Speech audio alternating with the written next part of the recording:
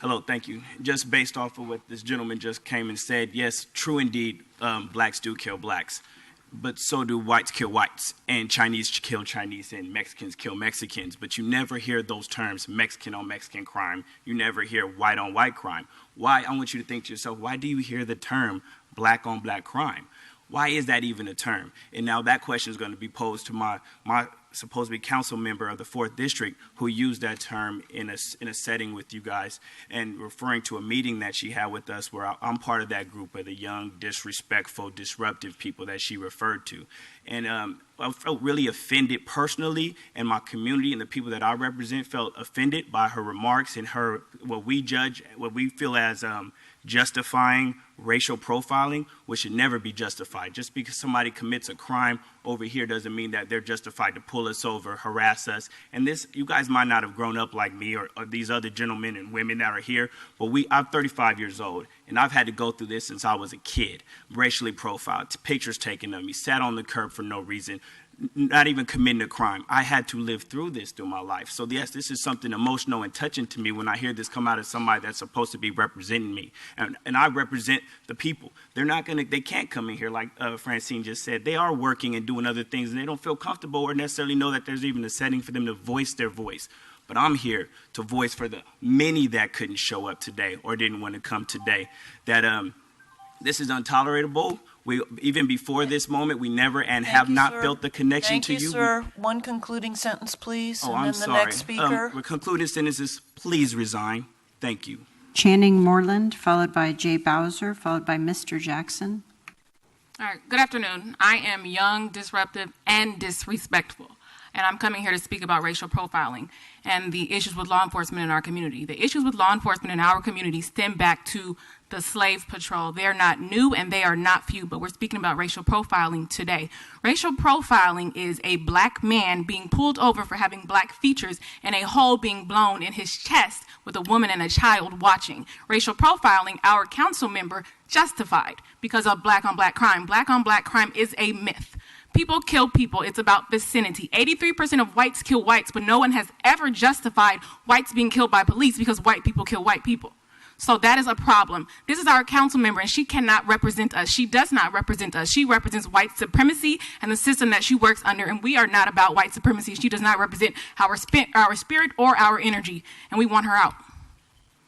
Thank you. Jay Bowser, followed by Mr. Jackson, followed by Nadia.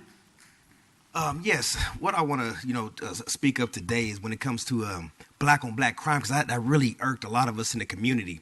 Now, when you have something that went on in I believe it was Charleston, when a white male went into a church and killed 9 black individuals, white people weren't being pulled over just to be pulled over. When you have all of these domestic terrorist acts that go on by white people, way more than black people. You do not see white people getting pulled over just because they are white. Asked to sit on the curb, asked to go through their car, asked if they're on probation or parole. That doesn't happen to white people, but it happens to black people. And because we have the so-called black on black crime that she said we didn't address in the town hall meeting, but we did. One of the main things that I had said in my second part, I said, the resources need to come to the community so that the grassroots organizations that are working on black crime can save thousands of lives. But those resources don't come into our community. She spoke of, I believe it was a CVS or a Walgreens or something getting built, a library getting built in Skyline. But there's a lot of grassroots organizations that need the funding that can save a lot of lives and focus on so-called black on black crime. But what we see it as is just focusing on bettering our community and uplifting our community. So there's no such thing as black on black crime. There's no such thing as white on white crime. It's just a thing called crime. And if black lives matter as much as all lives matter and blue lives matter, crime in our neighborhoods needs to be focused on by bringing the resources down to where they need to be done. So we ask that Myrtle Cole do this while she is there. If not, resign if you don't want to do it. If you don't want to do this for the people, then resign, because you're here for us. Mr. Jackson, followed by Nadia, followed by Abdur Rahim Hamid. Yes, my name is Mr. Jackson. I'm a 31, soon to be 32-year-old young black male, born and raised in District 4, where Myrtle Cole is our council member. I was disturbed last week when I heard, I got some footage of the meeting here last week, and I was very upset with the fact that she was saying that that racial profiling, it happens, And it happens because black people are killing black people. And that upset me because, to me, racial profiling is one of the reasons, or one of the problems that the police are having with black people, period, as far as how we look at them, how they treat us, the cause and effects. It starts right there at racial profiling when you just pulling me over because I'm black, and now you're going through my pockets, now you're telling me to have a good day, now you done made me, you done upsetted me. And that's part of the main issue with blacks and police. And if we gon' try to fix this thing with black young men and police, we need to not sugarcoat stuff. We need to not have people that's supposed to represent us come up amongst you guys and tell the world, because it was over the news, that it's okay or it's justified that we being racial profiled because black people are killing each other. And it's frustrating because I have 3 young sons, and if racial profiling keep going on, Thank you, one sir. of them may be hurt. Thank you, sir. Nadia, followed by Abdur Rahim Hamid, followed by Robert Robinson. I want to say thank you to those of you who keep eye contact with your speakers and are consistently paying attention to our comments. It's really disrespectful that you turn around and make a joke. I'm not even hearing it. But I do want to say, Myrtle Cole, you did hear from the community. You asked for community engagement and community communication, and you got it, and you shut us down. You didn't answer a lot of the questions, about 90% of the questions that were asked at the town hall that the community put together. And that was very disrespectful in itself. Secondly, 598 lives have been stolen in San Diego by SDPD, so you cannot tell me that police brutality does not exist.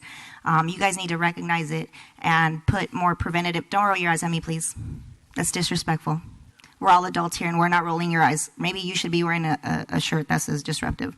But anyhow, police brutality exists, you guys, and if we could please pay attention to it and just take a little bit of time to relate to it, even if it's not your reality, that would make all the difference.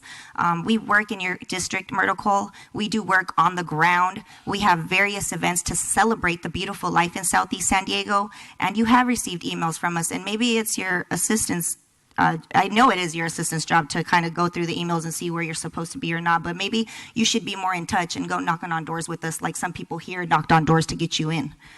So I do know for a fact that in order to get you out, we need to vote you out. But I want to tell you that morally and verbally and emotionally, we're here to let you know that we are ready for change, for positive change. And we'd like the support of other districts to also come along, please. And David Alvarez, we have great projects going on in Barrio Logan right now. I have dirt under my fingernails from building Thank a you, park. ma'am. Come Thank you, through. It's ma'am. on National Avenue. The People's Lot. Abdur Rahim Hamid, followed by Robert Robinson, followed by Kathleen Harmon.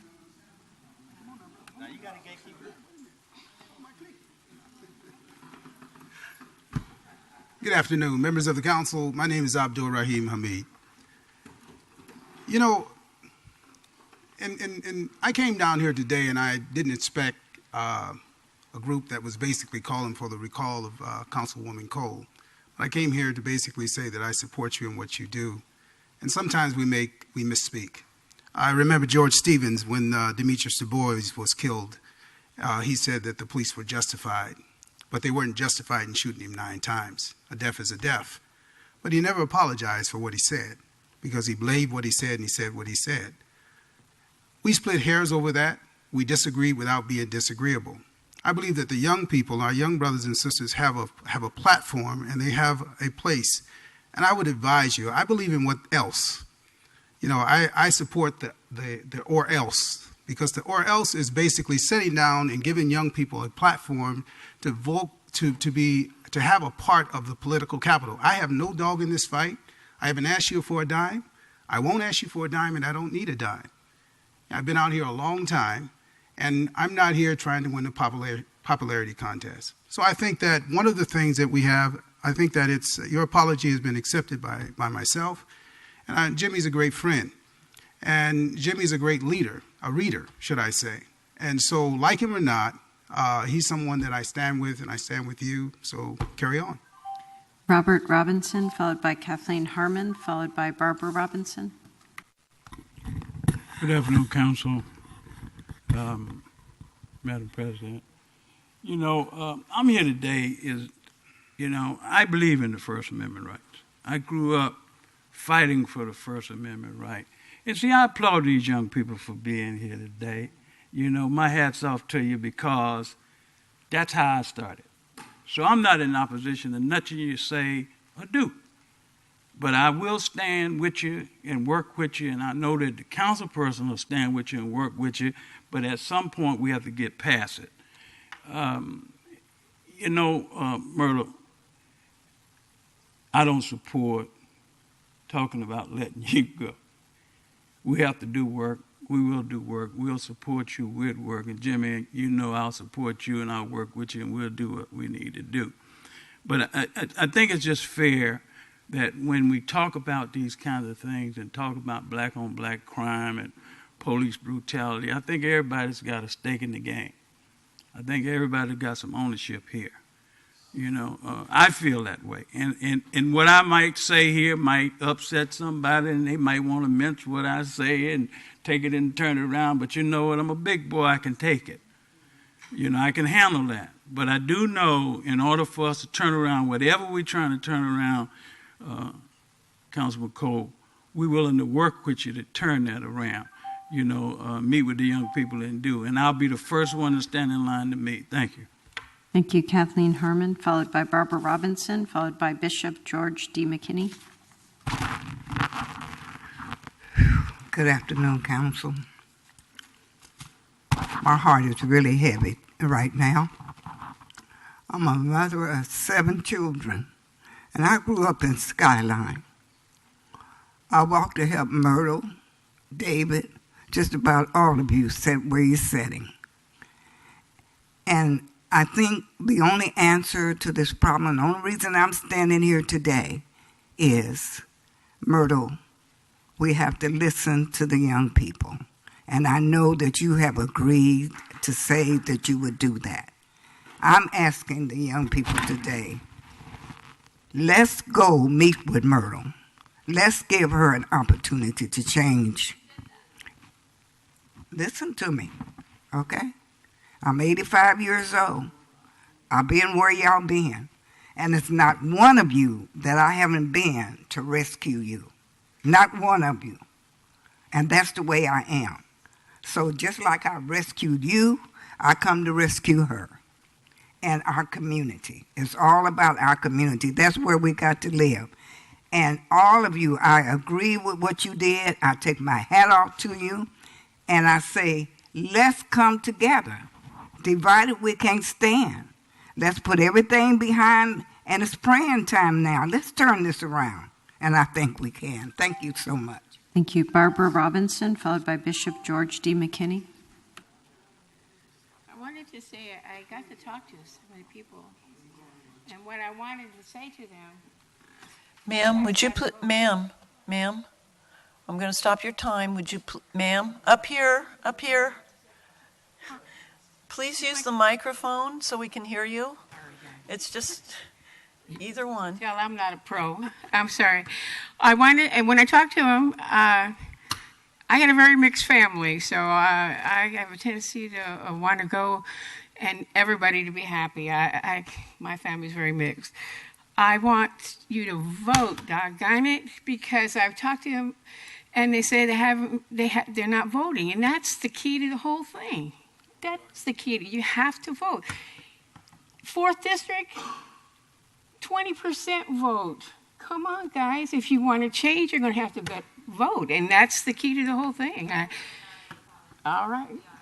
I'm behind you on that, you guys. So I wish you all. She's helped our kids so much in our neighborhood, and I'm behind her. So thank you. Thank you. Bishop George D. McKinney. Madam President, and to the honorable members of this City Council, I'm George D. McKinney, and I'm a 55-year resident of San Diego. I'm approaching my 84th birthday next week. I spent 6 years as a senior probation officer in this city and 54 years as pastor at St. Stephen's, and I've attempted to be an advocate for justice and peace and brotherhood First, I want to commend these young men and women who are involved in the struggle for justice and for righteousness. I want to commend them for being willing to speak up and to get involved in the effort. And I want you to continue to keep the fight going. It's important that we all engage in this struggle. I also want to mention that it has been my understanding that Councilwoman Myrtle Cole has acknowledged that she misspoke or used some words that may have inflamed or may have been misunderstood, and that she's apologized for that. In my profession, we call that confession. And when there is a confession that is honest, that is sincere, it calls forth a response of forgiveness and returning to the table to continue in brotherhood and understanding and mutual respect. It is my understanding that that apology has been made, and I appeal to the young people to follow through with whatever suggestions are made in terms of continuing the communication and working together to achieve the goals that we all hold very important and very dear to us. I want to say also that we appreciate your leadership in the community, and Brother Jimmy Slack is doing a great job, and we support you for the work that you do.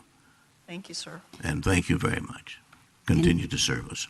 In addition, there were 21 other speaker slips received on the same subject. Let me take a moment to read their names into the record. Brandon Duncan, Ian Maroland, E.B., Ronald Clark, Ray Dewan, Robert Patman, Mika, Rob, Solomon Farouk, Aaron Harvey, Anthony, Obadiah Fields, Russell Owens, William Guston, Brandon Holmes, Minuhati Kemahata, I apologize, James Bell, Margaret Kuchnia, Trillian Johnson, Michael Odom, and Dedrian X. And that concludes non-agenda public comment.